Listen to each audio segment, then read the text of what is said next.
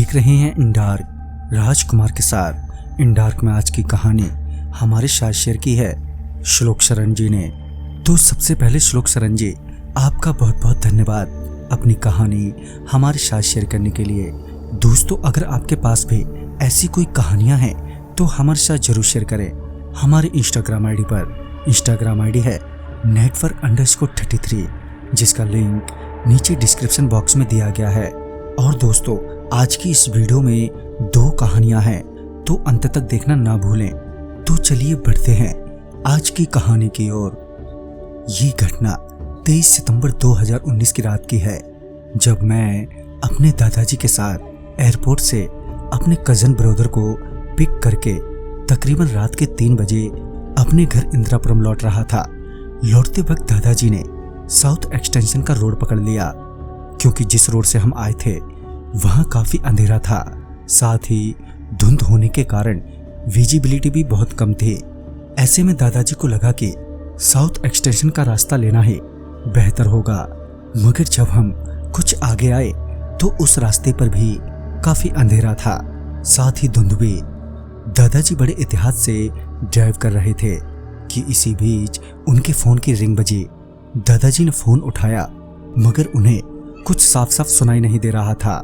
उन्हें लगा शायद नेटवर्क की प्रॉब्लम है, तो उन्होंने कुछ दूर आगे जाकर एक जगह गाड़ी रोक दी और बाहर निकलते हुए दोबारा उसी नंबर पर कॉल बैक किया, ये जानने के लिए कि आखिर इतनी रात गए किसने फोन किया है। फोन पर दादाजी ने जब वो आवाज सुनी तो वो हैरान हो गए।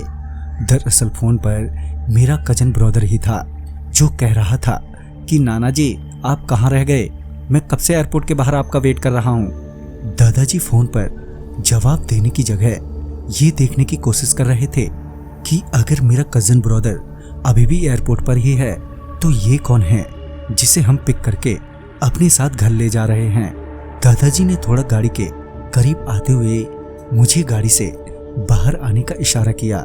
जैसे ही मैं गाड़ी से बाहर आया तो दादाजी ने मुझे गाड़ी से थोड़ा दूर ले जाकर कहा, गाड़ी में जो बैठा है कोई और है। ये सुनते ही मैं दादाजी से बोला, कोई और? क्या बात कर रहे हैं दादाजी? ये बोलते ही मैंने एक नजर पीछे पलटकर गाड़ी की ओर देखा तो पाया कि सच में जो मेरे कजन ब्रदर के रूप में कार में बैठा था, अब उसका चेहरा बिल्कुल बदल चुका था और वो बेहद डरावना लग रहा था। दादाजी ने कहा, जितना जल्दी हो सके हमें यहाँ से निकल जाना चाहिए। हम अभी वहां से निकलने की बात ही कर रहे थे कि वो कार से बाहर निकला और बड़ी ही डरावनी आवाज में बोला, चलो वहां क्या कर रहे हो। तभी मैं और दादाजी वहां से भागे। उस वक्त धुंध इतनी ज्यादा थी कि कुछ दिखाई नहीं दे रहा था। फिर भी दादाजी और मैं बेतहासा भागे जा रहे थे। जब हमें लगा कि हम काफी दूर आ गए हैं तो हम जरा रुके और पीछे देखा तो कोई भी नहीं था। मैं और दादाजी सांस ले ही रहे थे कि एक रेहड़ी हमारी ओर आती हुई नजर आई। मगर हैरानी की बात तो ये थी कि वो रेहड़ी अपने आप ही चल रही थी, उसे कोई भी धक्का नहीं दे रहा था। उस सर्द रात में भी डर के कारण दादाजी का और मेरा पसीना छूट रहा था। वो रेहड़ी एकदम से हमारे पास आकर रुक गई और फिर हम दोनों वहां से एकदम से भागे। मगर दादाजी की रफ्तार अब धीमी पड़ने लगी थी।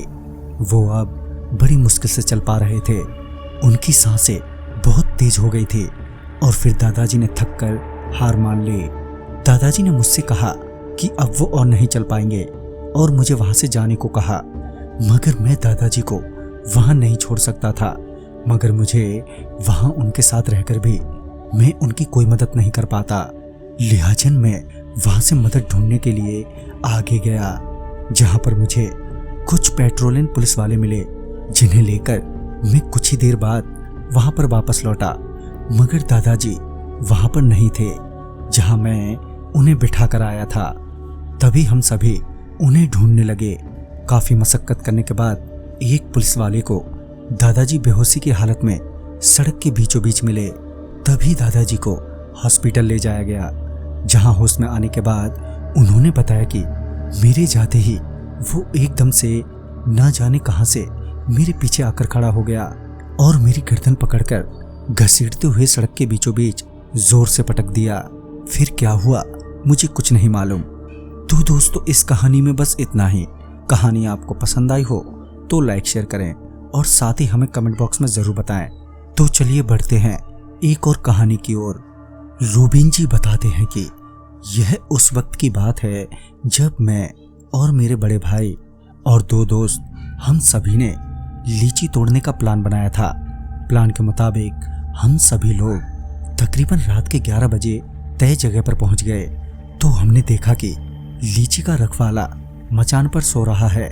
तो हम बिना आहट किए लीची तोड़ने घुस गए, पर जमीन पर पड़े सूखे पत्तों की आवाज से वो उठ बैठा, क्योंकि जब हम उन पत्तों पर चल रहे थे तो आवाज हो रही थी। खैर जैसे ही वो लीची वाला उठा तो वो हमें गंदी गंदी गालियां देने लगा और हमारी ओर दौड़ा हमें मारने के लिए। तो हम सभी लड़के बिना देरी किए वहां से भाग खड़े हुए और हमने घर पहुंचकर ही सांस ली। कुछ दिनों बाद हमें पता चला कि लीची वाले के घर में शादी है। तो हमारे मन में ख्याल आया कि लीची वाला शादी के दिन तो घर पर ही रहेगा, तो क्यों ना उस दिन जाया जाए। खैर अब वो दिन भी आ गया था जिस दिन लीची वाले के घर में शादी थी। तभी हम सभी दोस्त बेखटक रात के वक्त बगीचे में पहुंचे तो वहां पर कोई भी नहीं था।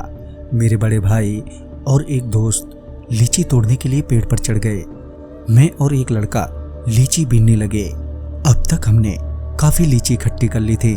तभी मैंने बोला, मैं बोल ही रहा था कि मेरी नजर सामने 15 कदम की दूरी पर एक औरत दिखी जो खेत की मेड़ पर बैठी थी।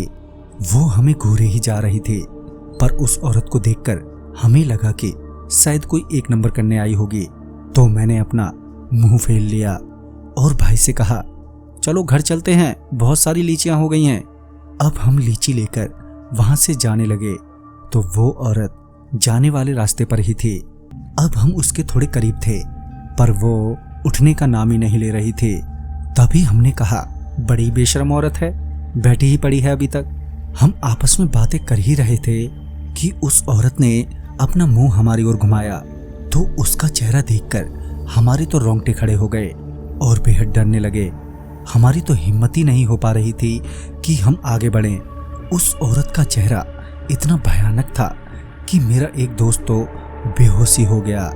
उसे बेहोश होता देख हमें चिंता होने लगी कि अब हम करें तो करें क्या। खैर मेरे बड़े भैया ने सभी के कंधों पर हाथ रखते हुए कहा, डरो मत। भैया ने ये कहते हुए मेरे दोस्त को कंधे पर रखा और हम सभी को भागने को कहा। हम सभी ने वो लीची वहीं छोड़ दी और वहां से भागना शुरू किया। तो हम लोगों ने घर पहुंचकर ही सांस ली। घर पहुंचने के बाद मेरे उस दोस्त को भी होश आ गया, पर वो कुछ ज्यादा ही डरा हुआ था। हमने कैसे भी करके उसे संभाला और उसके घर छोड़ा। अगले दिन पता चला कि वो औरत हमारे ही गांव की है, जिसकी मौत 4 दिन पहले ही हुई थी, जिसे उसके घर वालों ने खेत में दफनाया था। तो वो उस रात अपने कब्र पर बैठी थी। पर अच्छी बात तो यह थी कि उसने हमें कुछ किया नहीं और उस दिन के बाद हम फिर कभी भी रात के समय लीची तोड़ने नहीं गए। तो दोस्तों इस कहानी में बस इतना ही। कहानी आपको पसंद आई हो तो लाइक शेयर करें और साथ ही हमें कमेंट बॉक्स में जरूर बताएं। तो मैं आपका दोस्त राजकुमार जल्द ही मिलूंगा आप ही की भेजी हुई एक नई कहानी के साथ। तब तक के लिए बाय एंड टेक केयर।